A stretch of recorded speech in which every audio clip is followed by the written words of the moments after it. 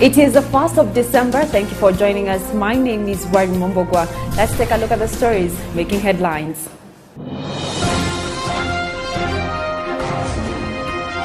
Getting to Zero, this year's theme as Kenya commemorates the World AIDS Day.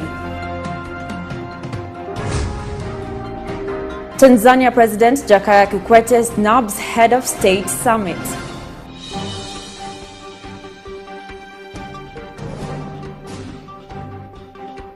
The fight against the spread of HIV and AIDS continues as this year's World AIDS Day theme, dubbed Getting to Zero, aims at creating more awareness. Kenya has an estimated 1.6 million people living with HIV and AIDS. And according to data by the Ministry of Health, the goal is to increase public awareness with a view to eliminate the scourge. Here is more. The country needs to scale up prevention programs that will help reduce the number of HIV infections. Elizabeth Athiambo, 49 years, discovered she was HIV positive 8 years ago after the death of her husband. 6 months pregnant with her last-born son, she sought for the way forward to prevent her child from getting the infection. I was able to prevent my child through the doctor's advice. And I delivered a negative baby boy. It wasn't easy for the mother of 5 at first, but with time she could openly disclose it to her daughter. The most is a hard time that one has to undergo, because by then I had kids, but then it forced me to disclose to my elder daughter. Elizabeth, who is also a community worker, says there is lack of support from the general populace.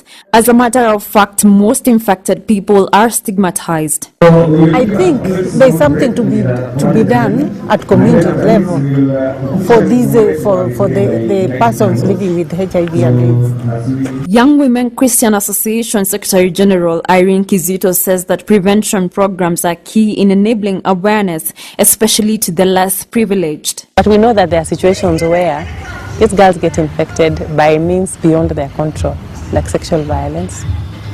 Many are raped, so we focus on teaching these girls how to protect themselves from any acts of sexual violence. According to the Ministry of Health, the total number of people living with HIV in Kenya was estimated to be 1.6 million in 2013. Children under 15 years of age account for 12% of all people living with HIV.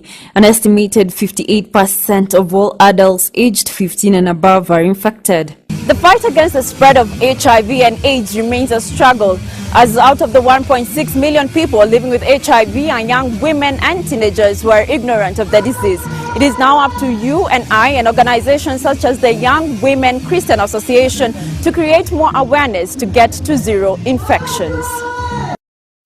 The deadline for the implementation of the cashless mode of payment by Matatu operators is here. However, Matatu operators are calling for the indefinite suspension of the implementation, saying the industry is not ready to implement the directive.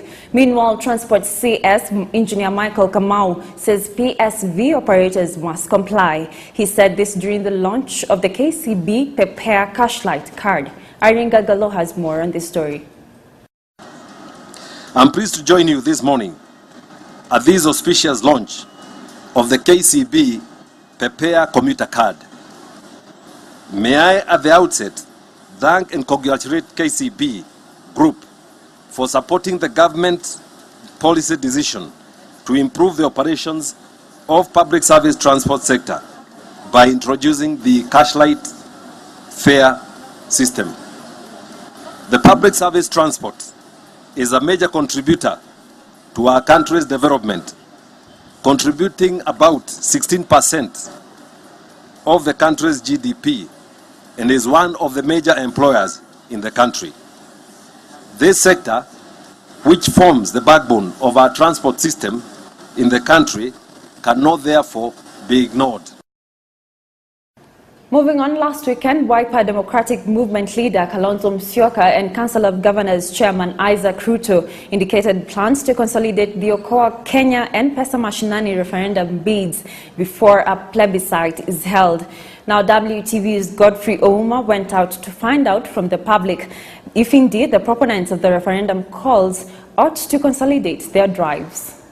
Speaking in Tana River, the two leaders said their respective campaigns were aimed at devolving funds to the counties. Thus, there was no need to go to the referendum divided. Musyoka said the counties should be strengthened with more funds, saying that was the only way to solve the country's problem. Mimi naona kwamba wanapoungana watakuwa wanafanya mambo ambayo yanawaadhiri wa Kenya, kwa sababu kulingana na jinsi tunavyoona usalama nchini Kenya umedorora kiasi. Hivyo basi, iwapo tutarudi tena kwenye debe, itabidi tuchague viongozi ambao watashughulikia masuala haya ambayo yanawaadhiri wa Kenya. But the twists and turns over the call for referendum seems to be taking a toll on Kenyans, some of who feel there ought to be a better way of addressing the issue. It is good, but I don't think it is going to work, because these people have their own vested interests, and the interests are not ahead of what? The interest of Kenyans. So the move is good, the devolution of resources and everything to the counties is good, but it is being led by the wrong people, because those people have not been vetted by the people to lead the Okoa thing. Hiyo Okoa Kenya amekaa kwa serikali sana, na si ati namchukia na wapenda hao watu, lakini ile naona sasa mbona hakusaidia hiyo mbeleni. Sasa hivi anataka kusaidia, na saidia nini? Angengojea huyu naye amalize miaka yake 5, alafu ndio naye kama Mungu atamsaidia aidie. The Council of Governors Chairman Isaac Ruto said the issue being pushed by both Okoa Kenya and Kenya-Mashinani referendum prompted were the same, noting that there was a need for consensus to achieve the intended goal. Meanwhile, the leaders appealed to all Kenyans not to be divided on religious or ethnic lines by criminal engaging in terror activity, saying that the recent Mandera attack in which 28 people were killed was prepared by criminal elements bent on dividing Kenyans along the religious line. As Okoa Kenya seeks to merge with Kenya-Mashinani team, we all hope that it will address the issues that are affecting the common mwananchi. Reporting for WTV, I'm Godfrey Ouma. Sunday's East African Community's Heads of State Summit was postponed indefinitely after Tanzania's President Jakaya Kikwete failed to show up. President Kikwete is said to have been unable to attend since he was recovering after undergoing surgery in the U.S. Critics, however, argue there is an indication that some member states are jittery of a political federation unless their interests are covered. In October 31st, 2013, the Tanzanian East African Cooperation Minister Samuel Sitta told the National Assembly in Dodoma, and I quote, "Any decision pertaining East African Community affairs that will be reached by Kenya, Rwanda, and Uganda will not be recognized by Tanzania," end of quote. He further noted that Tanzania is keen to ensure that its interests are fully safeguarded in the community, and it has already recognized what it called that game that is orchestrated by the three heads of state. However, Sitta appeared to be for the idea of a better union during the cabinet retreat in Nairobi. This retreat comes at a time when Your Excellencies have underscored your commitment to seeing the region realize a more integrated common market, interconnected by efficient infrastructure systems.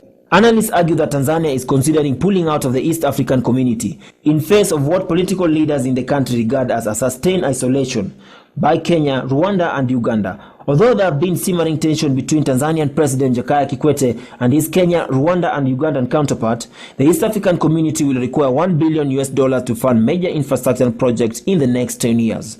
We must go beyond the petty jealousies of countries.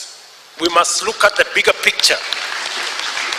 The key focus in the EAC head of summit was to adopt a 10-year investment strategy and proposal on resource mobilization. I wish to reaffirm the commitment of the Secretariat and all organs in supporting the partner states to achieve your vision of a prosperous region anchored on efficient regional infrastructure. Some of the projects include the construction of roads, railways, ports, dams and pipeline, as well as the enhancement of the telecommunication services. East Africa Community seek to forge a political federation. Some member states still feel that they are being sidelined, and unless they fully participate in the process of forming a federation, they will not be part of it.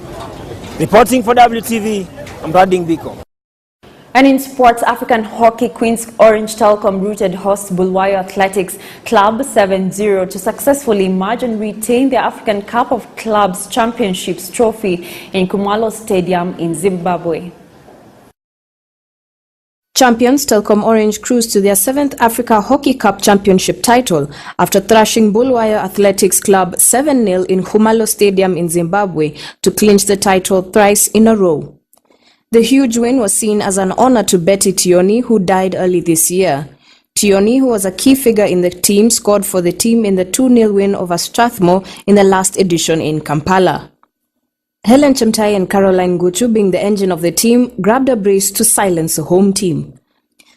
The result was never a doubt when Orange team took the lead in the 10th minute through Lilian Aura, who finished off a Barbara Simiyu penalty corner.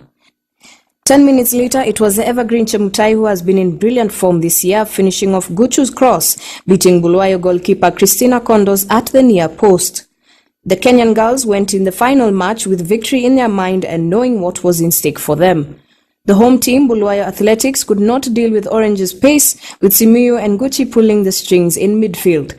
The champions scored 3 goals in 4 minutes and took a 5-0 lead going into the break. Kenya international Jacqueline Mwangi continued the goal first 3 minutes after the restart, while Guchu put the icing on the cake with her second goal of the game, finishing off a well-played tactic from the back. Meanwhile, Kenya's Shujaa team surrendered the Confederation of Africa Rugby Sevens Cup title to South Africa after losing 5-38 in the final at Prince Edward School Grounds in Harare, Zimbabwe. And that's a wrap from our news desk. Good evening and thank you for joining us. My name is Wairi Mombogwa. Have a good night.